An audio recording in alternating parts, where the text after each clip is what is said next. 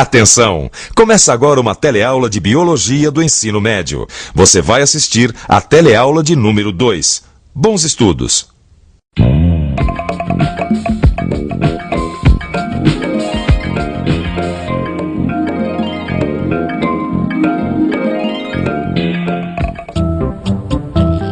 Dudu, o almoço tá na mesa.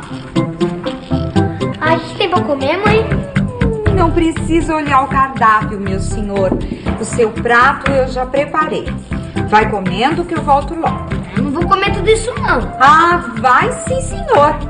Coma tudo pra poder ficar forte e crescer, tá? Ela fala isso desde quando eu nasci. Todos nós sabemos que é bom comer de tudo para ficar forte e poder crescer. Sabemos mesmo ou só ouvimos dizer?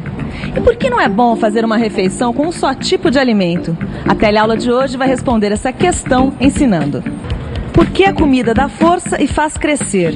A relação entre uma alimentação rica em todos os nutrientes e um bom funcionamento do nosso corpo. Quais são os principais nutrientes? E também o que é desnutrição. Pronto? Então, bom apetite, porque a teleaula de Biologia está na mesa.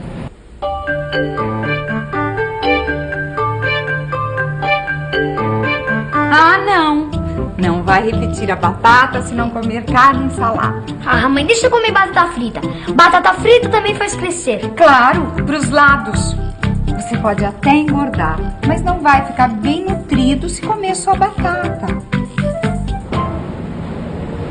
É verdade, a gente pode comer uma quantidade suficiente de alimentos para não sentir fome e pode até ultrapassar o nosso peso ideal. Mas mesmo assim, ainda pode sofrer de desnutrição. Nós vamos conversar agora com a Malu, que é nutricionista aqui desta fábrica. Ela vai explicar pra gente o que é desnutrição. A desnutrição é uma doença causada por uma alimentação inadequada, isto é, uma alimentação que não fornece todos os tipos de nutrientes necessários para o bom funcionamento do nosso organismo. E quais são os nutrientes? Os nutrientes encontrados nos alimentos são proteínas, lipídios, carboidratos, vitaminas e sais minerais. Malu, mas quando uma pessoa apresenta um quadro de desnutrição? Quando a quantidade de alimentos ricos em algum tipo de nutrientes é insuficiente. A desnutrição pode apresentar um quadro leve ou extremamente grave. No Brasil, estima-se que a desnutrição atinja 32 milhões de pessoas. Você deveria estar contente de poder se alimentar tão bem. A comida é muito importante, principalmente para as crianças, Dudu. Ah, e por que principalmente para as crianças? A desnutrição é mais grave em crianças porque prejudica o desenvolvimento. A subalimentação pode afetar seriamente alguns órgãos, como o cérebro. E tanto crianças como adultos precisam de uma grande quantidade de nutrientes para possibilitar a manutenção dos órgãos que compõem o corpo. Os músculos, os ossos, o pulmão, o coração, o fígado. Nós vamos ver aqui dois tipos básicos de desnutrição: a desnutrição úmida e o marasmo. A desnutrição úmida é consequência de uma alimentação rica em carboidratos, porém pobre em proteínas, gorduras e vitaminas. A pessoa com desnutrição úmida não costuma apresentar perda de peso, mas isso acontece por causa do acúmulo de água, que provoca inchaço nas pernas, pés, rosto e barriga, devido à falta dos outros nutrientes. Mesmo que uma pessoa ingira grandes quantidades de carboidratos, eles não são capazes de substituir as funções exercidas por outros tipos de substâncias. Quando não há proteínas, lipídios e vitaminas nas refeições, faltam materiais para construir ou recuperar as células do organismo. E o que são células? A célula são as unidades formadoras do corpo de todos os seres vivos. São tão pequenas que, para visualizar, só usando o microscópio. Vamos ver agora um modelo de célula animal. No interior da célula, ocorrem diversos processos que garantem o funcionamento e a sobrevivência dos seres vivos. Ah, pois eu nem ligo para as minhas células. Se eu não puder comer o que eu quero, eu não como. Pronto. Não come, não sai comigo. Gente que não come fica mole, desanimada, com marasmo. Marasmo é uma doença? Marasmo é o tipo de desnutrição que deixa a pessoa sem disposição para realizar as suas atividades. O marasmo ocorre quando não se ingere a quantidade suficiente de nenhum tipo de nutriente durante muito tempo. Com a falta de alimentos ricos em nutrientes, a pessoa está sempre com fome, não cresce, fica muito magra, pega outras doenças com facilidade, a pele resseca e descama, os músculos ficam reduzidos. Malu, eu peso 54 quilos e no meu trabalho tenho uma atividade física moderada. Quanto e o que eu preciso comer para ficar bem nutrida? A necessidade alimentar diária, quer dizer, para 24 horas de uma pessoa com atividade moderada, é de alimentos que forneçam cerca de 50 quilocalorias por quilo de peso.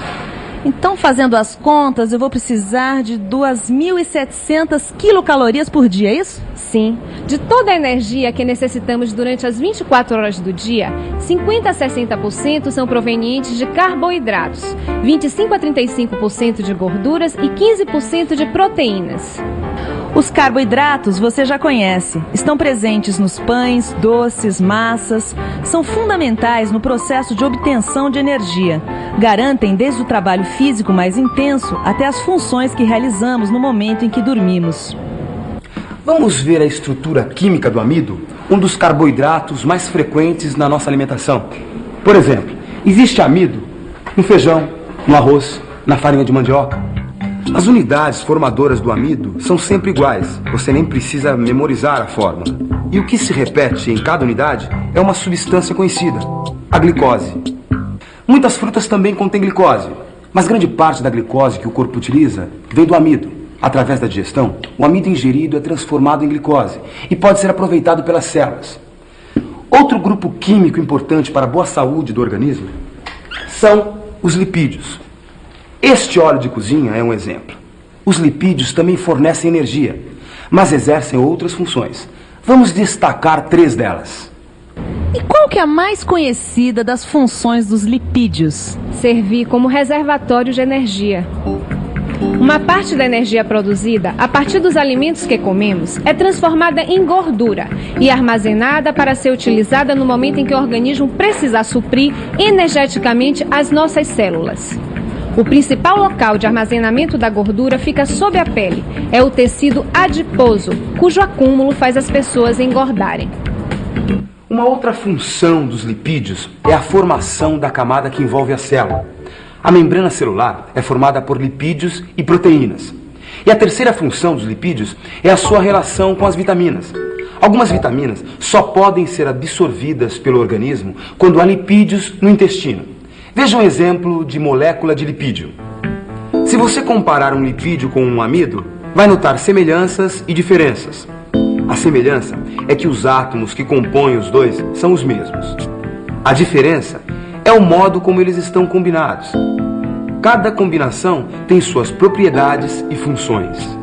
Por causa das diferenças, os carboidratos não podem substituir os lipídios, o que reforça o que você viu no começo desta teleaula, sobre a necessidade de se variar os alimentos, e o que nos leva a outra substância nutriente, as proteínas.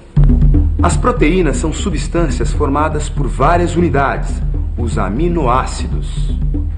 Os aminoácidos são capazes de se ligarem e formarem moléculas de vários tamanhos e funções. Vários tipos de proteínas, portanto. As funções das proteínas no corpo dos seres vivos são muitas. Vamos ver algumas. As proteínas estão presentes na membrana celular. São elas ajudadas pelos lipídios que dão às células a capacidade de alterar o seu formato, sem se romper. Além de fazer parte da estrutura das células, as proteínas também são reguladoras dos processos bioquímicos. Regular os processos bioquímicos quer dizer realizar cada uma das reações que ocorrem nas nossas células. Vamos ver que reações são essas. Vamos pensar um pouco. Eu já vi alguns processos bioquímicos em outras aulas. A digestão é um. Ela transforma os alimentos que ingerimos.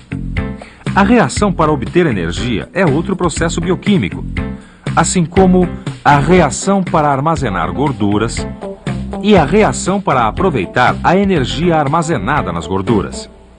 Além disso tudo, as proteínas participam também do combate aos invasores do nosso corpo, porque as proteínas formam os anticorpos que atuam na nossa defesa. A partir da transformação das proteínas que ingerimos como alimentos, formamos as nossas proteínas específicas para cada função. Dudu, você não tomou o seu suco? Já comeu pouca salada e ainda deixa o suco? Ah, precisa.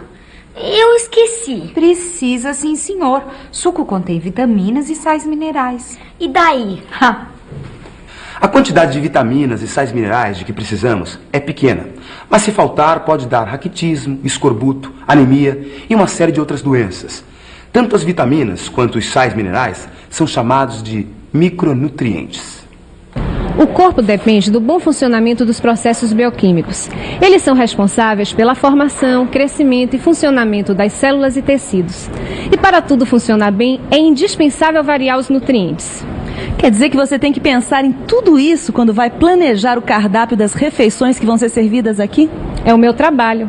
Todos os tipos de nutrientes são importantes e devem compor a dieta diária das pessoas.